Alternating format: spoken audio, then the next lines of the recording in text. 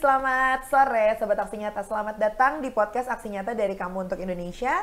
Barengan sama aku Laras Tahira. Ini kamu bisa nontonin podcastnya selain di live Instagram @partaiperindo. Kamu juga bisa nontonin di Twitter, di Facebook, di website, di YouTube. Semuanya sama di @partaiperindo. Terus kamu juga bisa nontonin di RCTI Plus, di inews.id, di okezone.com juga bisa ya. Dan untuk sore hari ini kita akan membahas sebuah tema mengenai kekerasan, diskriminasi, dan tantangan jurnalis perempuan. Nah, untuk membahas hal tersebut sudah hadir narasumber kita di sini. Beliau ini adalah womanpreneur sekaligus bacalek DPR RI Dapil Riau 1 Partai Perindo. Ada Mbak Wan Aniska SE. Selamat sore, selamat siang, selamat malam. Selamat sore Mbak. Aku panggilnya Mbak Aris. Niska aja. Niska aja ya, Mbak Biar Niska, gampang. biar gampang. Jadi asli dari Riau. Iya, aku asli Riau, lahir di Siak, salah satu kabupaten yang ada di Riau.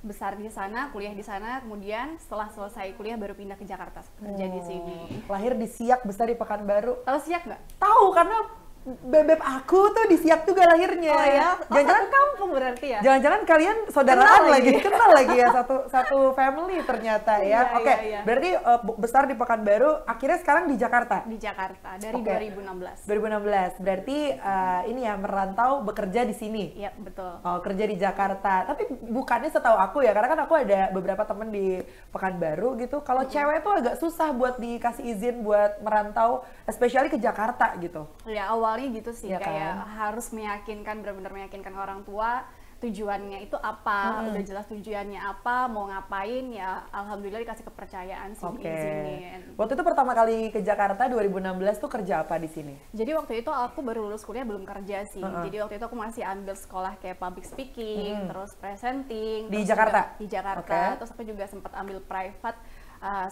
sama salah satu news anchor senior juga di RCTI. Gitu kayak ambil kursus singkat mengenai dunia jurnalistik. Padahal sebenarnya aku basicnya sama sekali nggak ada dunia jurnalistik. Kuliahnya bukan jurnalistik? Kuliahnya jurusan ekonomi manajemen. Baik, nggak apa-apa. Tapi kan akhirnya nyemplung ke politik juga. Ya.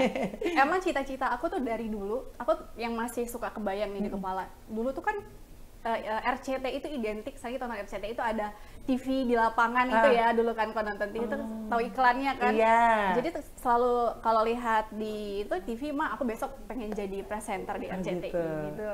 Ya jadi dari dulu pengen cita-citanya Emang itu. cita-cita presenter. Iya. Tapi nggak diterusin ya, akhirnya nyemplungin ke politik. Ini gimana ceritanya? Tiba-tiba ke Perindo gitu. Iya ya, karena aku di MNC Media sendiri, aku juga bekerja di MNC Media, aku hampir 2 tahun kerja di MNC Media. Kemudian waktu itu ke-skip, aku menikah, Oke. punya anak, yang dimana waktu itu kondisinya nggak bisa ninggalin anak sih, ya udah terhenti di situ. Tapi menurut aku perjuangan dan keinginan ikutku tuh nggak berhenti sampai di situ. Masih istilahnya masih kentang nih Iya. gitu kan.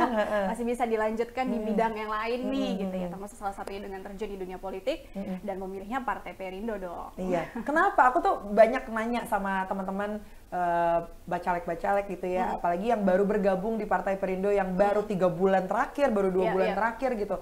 Alasannya tuh beragam. Ada yang memang terpancing karena masalah di circle sendiri gitu ya, kayak pengen speak up cuman nggak tahu nih wadahnya di mana gitu, dan melihat Perindo sendiri yang kayaknya memang sangat berkaitan sekali dengan masyarakat gitu ya, karena punya tagline aksi nyata juga, jadi ya bisa harapannya bisa bikin apa yang ada di otak itu terlaksana, terrealisasikan gitu. Nah kalau versi Mbak Niska sendiri gimana nih? Sebenarnya jawabannya udah dijawab. Oh, udah dijawab sama aku ya. Tapi kan tiap orang punya jawaban berbeda, dan itu tuh menurut aku tuh insight yang bagus banget buat penonton podcast Aksi Nyata gitu. Sebenarnya kalau menurut aku terjun di dunia politik ini nggak jauh-jauh dari pekerjaan aku sebelumnya sebagai seorang jurnalis. Karena tiap hari aku ditugaskan di lapangan, melihat bagaimana dinamika masyarakat, baik itu isunya politik, sosial, atau hukum kriminal, segala macam kan itu berkaitan sekali dengan kehidupan sehari-hari kita. Terjun langsung dan lihat gimana ya proses kehidupan bermasyarakat ini, dan kemudian berbagai macam persoalannya. Oh jadi tahu nih ada persoalan ini, permasalahan ini, ternyata banyak masalah-masalah juga yang harus diselesaikan nih.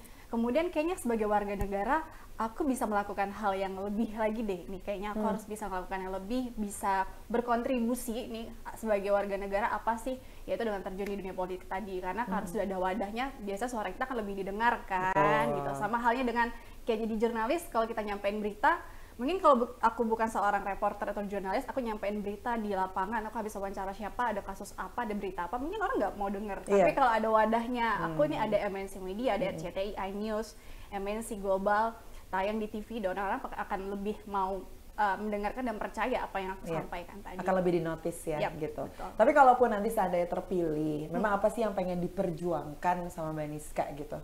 Banyak banget sih banget. Banyak banget sih sebenarnya yang mau diperjuangkan, ya sejalan dengan visi dan misinya Partai Perindo sendiri, mewujudkan masyarakat yang ya adil, sejahtera, segala macam itu tadi. Pengen fokusnya sebenarnya sekarang ini kita banyak banget dengar kasus-kasus khususnya pelecehan nih, pelecehan seksual terhadap anak-anak di bawah umur, kemudian juga mungkin masih ada diskriminasi gender perempuan kayak gitu-gitu. Aku pengen lebih ngangkat ke isu-isu itu tadi, karena mungkin menurut aku juga penanganannya untuk kasus-kasus pelecehan seksual sendiri itu juga masih sangat kurang ya. Oke, nah ini tuh sebenarnya problem secara keseluruhan atau yang terjadi di Riau? Nah sambil Laras pengen tahu juga nih kalau permasalahan-permasalahan yang ada di Riau, terutama di Pekanbaru tuh apa sih? Iya. Ya itu tadi kayak di sana kan masih banyak wilayah daerah-daerah yang mungkin daerah-daerah yang kurang mungkin mendapat perhatian, yang masih butuh perhatian lebih untuk mungkin itu dunia pendidikannya. Kemudian juga di sana juga banyak petani-petani yang harus disejahterakan lagi, petani-petani sawit, bagaimana mereka bisa lebih berdaya lagi gitu supaya bisa lebih berkembang lagi, dapatkan ilmu-ilmu yang mereka bisa upgrade terus tentunya di dunia perkebunan, kemudian juga untuk pendidikannya bisa lebih berkembang lagi, nantinya anak-anak berprestasi bisa juga punya kepercayaan diri nih, karena pengalaman aku sebagai anak daerah ya, kalau kita datang ke Jakarta itu sebenarnya anak daerah yang biasanya mereka kurang support, kurang punya rasa percaya diri untuk ke ibu kota, karena banyak stigma-stigma yang negatif, anak daerah itu kurang bisa berkompetisi di kota besar ya, siapa bilang. Karena semuanya justru datang dari anak daerah loh sekarang yang sukses-sukses ya. Benar, iya. Jadi itu sih kayak lebih fokusnya ke situ, permasalahannya ada di ditambah di Riau kan memang kebun sawit semua kayaknya isinya itu ya. Iya, perkebunan sawit. Kalau bisnis kebun sawit oke juga nih. Udah punya rencana ya, kan nanti calon kan. Iya, coba kita bicarakan lebih lanjut kalau itu ya. Oke. Nah tadi juga Mbak Rizka kan cerita sempat jadi jurnalis dan terhenti karena memang ada keluarga yang harus diurusin gitu ya. Tapi kan artinya sudah punya banyak pengalaman nih selama menjadi jurnalis gitu ya. Ini pertanyaan basic sebetulnya. Apa sih hal-hal yang pernah dijalani oleh Mbak Niska selama menjadi jurnalis yang paling berkesan? Paling berkesan ya. Berarti total berapa lama tuh jadi jurnalis? Hampir 2 tahun. 2 tahun. Hampir 2 tahun. Ada lah pasti itu 2 tahun yang bikin terkenang gitu sampai sekarang. Iya, banyak banget. Kebetulan waktu aku masuk di MNC Media ini, aku masih ditempa dulu nih, karena aku waktu itu belum, nah itu aku senangnya di MNC Media karena waktu itu belum punya pengalaman, kita juga diajarin nih, diajak ke lapangan. Diajak panas-panasan ya? Iya, diajak panas-panasan. Awalnya sempet kaget ya, karena banyak yang, orang-orang tuh banyak nggak tahu kalau proses berita itu bisa sampai ke TV itu panjang prosesnya.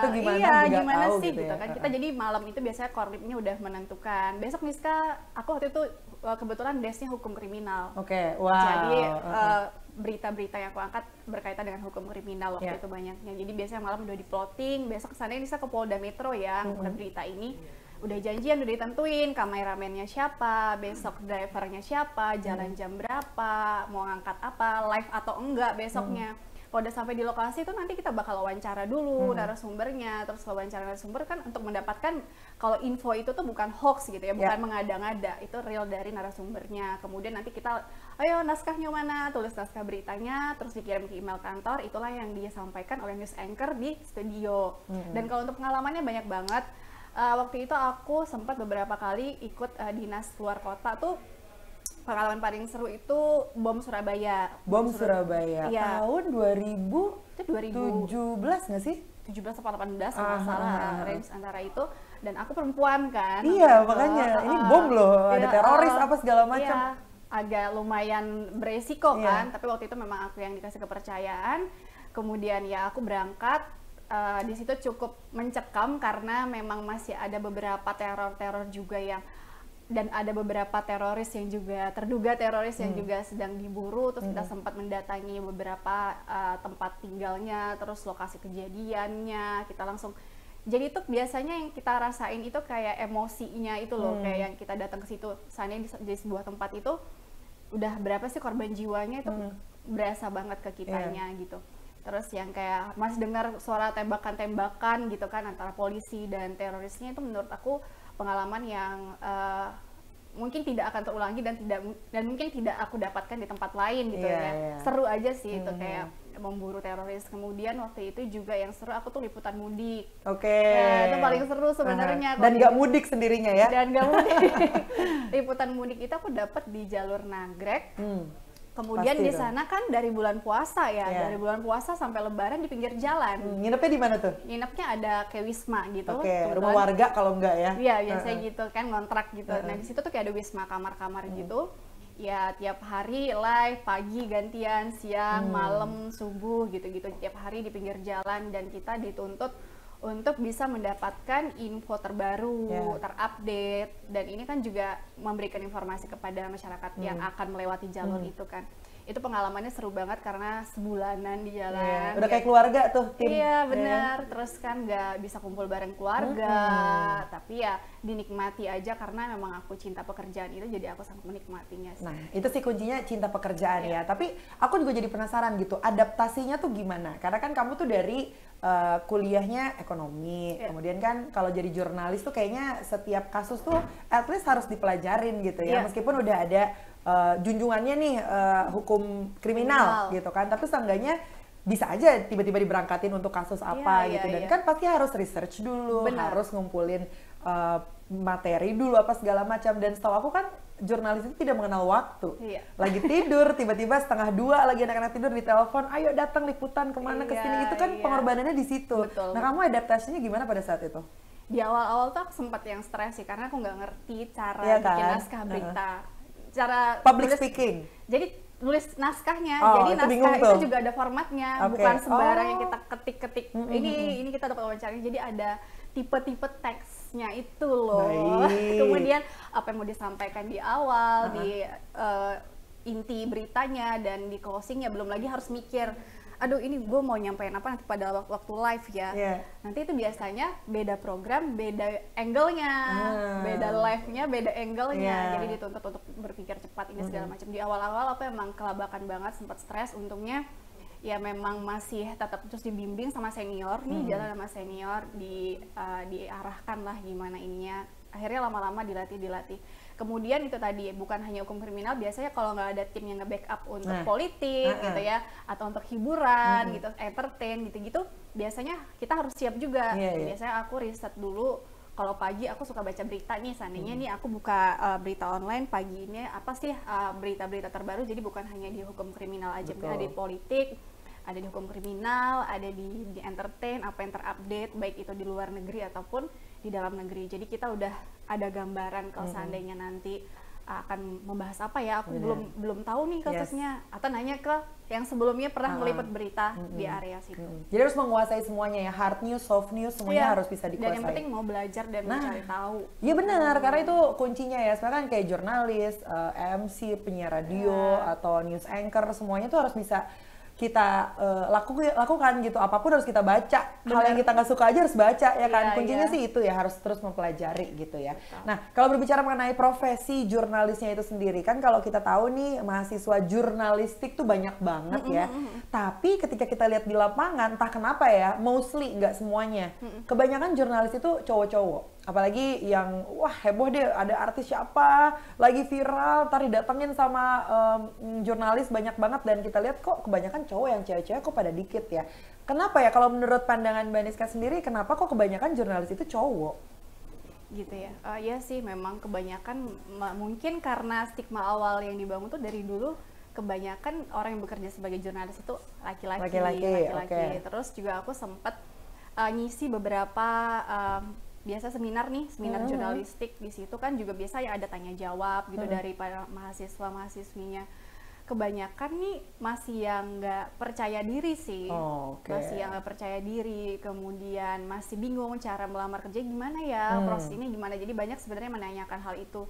Terus juga ada beberapa yang paling banyak aku temuin sih, banyak yang nggak percaya diri, terus kemudian ada yang sudah maju kemudian mundur karena nggak kuat mungkin ya, mentalnya kan harus kuat juga, bukan cuma fisik tapi mental juga harus kuat, karena kita ya tadi nggak mengenal waktu ya kan, terus harus mau ada kebakaran, mau ada kebanjiran, aku tuh ingat banget yang dari kebakaran terus tiba-tiba kebanjiran, tiba-tiba ada pembunuhan gitu kan. Terus ready semua tuh. Iya, ini semua. Jadi memang harus selain fisik kita mentalnya juga harus kuat. Jadi kebanyakan biasanya udah mundur duluan atau ada yang nggak pede duluan, atau mungkin memang jalannya mereka, kalau yang menurut aku tadi yang aku bilang anak daerah itu masih banyak yang belum percaya diri. Iya, kuncinya emang harus passion juga ya, sama cinta sama pekerjaan. Jadi apapun rintangannya memang harus dijalanin dan diterobos gitu loh. Dan kalau Mbak Niska kan salah satu yang akhirnya berhenti karena memang harus ngurusin keluarga, gak bisa ninggalin anak karena suami juga kerja dan segala macamnya gitu ya. Kalau pada saat itu, ini salah satu tantangan juga berarti kan. Dan menurut Mbak Niska ini apalagi sih tantangan-tantangan yang bisa dihadapi oleh seorang jurnalis, apalagi perempuan, kita berbicaranya perempuan ya, karena kan nanti itu salah satunya nikah, punya anak dan segala macam. Sisanya apalagi dan apa kira-kira jalan keluarnya, apa yang bisa dilakukan untuk perempuan-perempuan ini supaya tetap bisa berkarya sebagai jurnalis gitu? Iya. Kalau aku sih sekarang lebih banyaknya tuh memang nggak di TV, tapi aku berjurnalistik di sosial media aku. Tetap gitu. nulis ya? Jadi tetap kayak sharing beberapa berita-berita, kasih info. Jadi nggak harus melulu kita lewat TV, atau mungkin teman-teman yang biasanya kurang percaya diri untuk tampil di depan kamera karena nggak percaya diri untuk ngomong, atau masih ada rasa grogi, kebanyakan dengan nulis bikin artikel buat koran, itu kan juga salah satu bisa jadi alternatif ya. Dan biasanya itu juga dapat income, bisa dapat dari situ kan. Ada opini tuh yang biasanya di ini tuh juga kita suka kirim-kirim artikel, kemudian nanti dimasukin ke koran bagi yang teman-teman yang mungkin kurang percaya diri untuk tampil di depan kamera ngomong langsung. Terus kemudian tapi teman-teman aku sebenarnya banyak sih yang punya anak juga melanjutkan. Aku salut banget sama teman-teman aku yang sekarang masih sebagai seorang jurnalistik, mereka tetap melanjutkan pekerjaannya meskipun udah punya anak. Itu hebat banget. Jadi menurut aku ibu-ibu pekerja itu juga hebat. Kemudian di dunia jurnalistik itu godaannya lumayan berat. Seperti apalagi perempuan ya. Perempuan itu kita harus benar-benar bisa membentengi nih diri kita. Aku tahu arahnya kemana ini. Apalagi jurnal kan cantik-cantik ya kan. Yang kita temui itu hampir tiap hari itu kebanyakan orang berbagai macam jenis ya karakter orang, kita nggak bisa membaca itu. Dan sebagai pekerjaan kita sebagai seorang jurnalistik juga harus profesional. Kadang pasti ada godaan-godaan, apalagi perempuan ya, pasti Mbak Laras tahu juga. Nah itu tadi sih yang harus bisa membentengi diri. Dan kalaupun ada terjadi sesuatu mungkin yang menurut kita itu kurang mengenakan pengalamannya, aku pernah mengalami itu, tapi mungkin kita nggak perlu menjelaskan caranya. Dan kita bisa kayak lapor ke kantor, aku tadi gini ya, ada perlakuan yang seperti ini. Jadi sekarang pun kalau menurut aku sih, karena sudah ada juga undang-undang yang melindungi ini perempuan, sekarang kan sudah digaungkan, jadi ya kita bisa sharing kalau punya pengalaman-pengalaman buruk. Betul, itu salah satu tantangan yang benar-benar gimana ya, zaman sekarang kita juga nggak bisa ngatur gitu ya, karena kan itu suka terjadi gitu aja ya. Untungnya kita berbicara mengenai kekerasan perempuan ya, karena ini ada hasil survei juga nih yang dilakukan oleh AJI dan pemantau regulasi dan regulator media. Di tahun 2022 nih Sobat Aksi Nyata, 82,6% dari 852 jurnalis perempuan di 34 provinsi menyatakan pernah mengalami kekerasan baik secara fisik, verbal, sampai seksual, ya kan? Kalau Mbak Niska sendiri, apakah pernah melihat langsung kejadian seperti itu? Melihat pernah, merasakan juga pernah. Boleh sharing itu seperti apa? Tapi kan ya itu untungnya sekarang udah ada UU-nya, udah banyak lembaga yang bisa kita melakukan pengaduan juga gitu kan? Setuju, benar. Kalau aku sih waktu itu pengalamannya lebih kekerasan verbal ya, kekerasan verbal. Kalau fisik kayaknya orang akan lebih sangat menjaga untuk melakukan kekerasan fisik terhadap perempuan, kalau yang aku perhatiin di lapangan. Waktu itu aku waktu itu ditugaskan untuk ngeliput penutupan Alexis. Oh, oke. Nih tuh mantan-mantannya tuh yang pakai jaket abu. Biasa ada yang sering mainnya ya, ke situ. ini ya pelanggan. Iya. Enggak, bukan. Dia customer service. Kerja di situ ya, Mas ya. Terus. Jadi itu ditugaskan penutupan Alexis dan di mana itu dijaga ketat sama preman-preman nih ya kan, bukan ini preman kita kan tahu sendiri mereka menugaskan preman-preman di situ untuk karena nggak boleh dimasuki oleh siapapun lah, nggak boleh. Jadi ya mereka sebagai apa ya bahasanya, mereka juga ditugaskan kan untuk kita ini ada batasnya yang boleh dimasuki dan enggak. Tapi kalau kalian mencoba untuk berusaha untuk mendeketin, ya adalah kekerasan kayak secara verbal. Tapi kalau fisik sih sampai sejauh ini, alhamdulillah aku belum pernah. Jangan sampai deh. Jangan sampai. Jangan sampai ya, karena serem banget. Itu kalau kayak gitu udah nggak manusiawi. Banyak yang bikin alasan, iya nih tadi kesambet apa segala macam, aja itu kan. Kekerasan yang ya udah ada undang-undangnya, kalau mau ngambil resiko ya silahkan gitu kan ya, tapi jangan sampai lah. Jangan sampai. Nah kalau gitu terakhir nih Mbak Niska, ini kan pasti generasi milenial dan juga Gen Z yang mungkin sekarang masih sekolah atau mungkin masih kuliah, tapi sama nih, aduh pengen jadi jurnalis tapi nggak kuliah di jurnalistik gitu ya. Tipsnya dong untuk menjadi seorang jurnalis, step-stepnya apa yang harus dilakukan seperti apa? Iya. Kalau dari pengalaman aku sendiri sih, pengalaman aku pribadi, aku juga nggak punya basic jurnalistik sama sekali. Tapi mungkin tuh karena passion aku, keinginan yang keras, keinginan untuk belajar, mau menerima saran dan kritik dari orang lain tuh penting banget. Kemudian jangan langsung langsung nggak percaya diri karena aku merasa, aduh aku dari kampus ini, aku dari daerah ini, aku bersaing di Jakarta, apa bisa ya? Tapi harus coba sih. Jadi emang harus benar-benar punya rasa percaya diri yang tinggi. Kita nggak pernah tahu kan sebelum kita melakukan itu. Kemudian juga kalau kalian mungkin ngerasa kurang percaya diri nih ngomong di depan kamera, aku juga dulu sampai sekarang pun mungkin menurut aku nggak ada orang yang nggak grogi tampil di depan kamera, ngomong di depan kamera. Sering latihan, sering praktis di rumah. Aku bahkan dulu sering ngomong depan kaca gitu kan. Gak masalah lah ya kan. Ngomong depan kaca sendiri. Terus banyak-banyak baca sih. Apalagi baca koran kalau menurut aku. Karena baca koran itu kita akan memperbanyak pembendaharaan kata. Jadi bisa melatih bahasa-bahasa ini kita, jurnalis kita. Kemudian kalau belum pede untuk masuk ke TV, kalian bisa bikin channel sendiri ya kan. Bener. Sekarang kan udah ini banget digital udah luar biasa banget. Bisa bikin mungkin YouTube sendiri, podcast apa segala macam, dan nge-share berita-berita, bisa latihan dari situ sih. Betul. Syukur-syukur dapat endorsan. Iya, benar. Syukur-syukur nanti direkrut sama MNC Media kan. Pas dilihat kan FYP, wah kontennya bagus nih. Oke, jadi news anchor yuk atau jadi jurnalis yuk. Wah, benar. Keren banget ya. Dan ini juga berkaitan dengan Partai Perindo ya, Sobat Aksi Nyata. Campaign Aksi Nyata dari Kamu untuk Indonesia relate dengan movement yang dijalankan oleh Partai Perindo. Produktif, solutif, modern, bersih, berintegritas, peduli, dan juga turun tangan untuk Indonesia sejahtera. Dan kalau kamu pengen join sama Partai Perindo kayak Mbak Niska nih, boleh langsung dimasukin aja websitenya, ada di bawah sini nih, di www.partaiperindo.com, atau bisa langsung download aplikasi Partai Perindo dengan cara scan barcode yang ada di sini. Oke.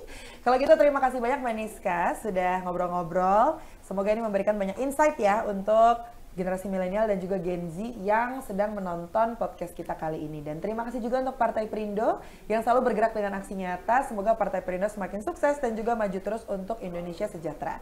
Salam aksi nyata dari Kamu untuk Indonesia. Laras Taira pamit dulu. Kita ketemu di episode selanjutnya. Dah. Marilah seluruh rakyat Indonesia, arahkan pandanganmu ke depan. Raihlah mimpimu bagi nusa bangsa, satukan tekad untuk masa depan. Pantang menyerah, itulah pedomanmu. Hentaskan kemiskinan cita-citamu, rintangan tak menggentarkan dirimu. Indonesia maju, sejahtera tujuanmu, nyalakan api semangat perjuangan.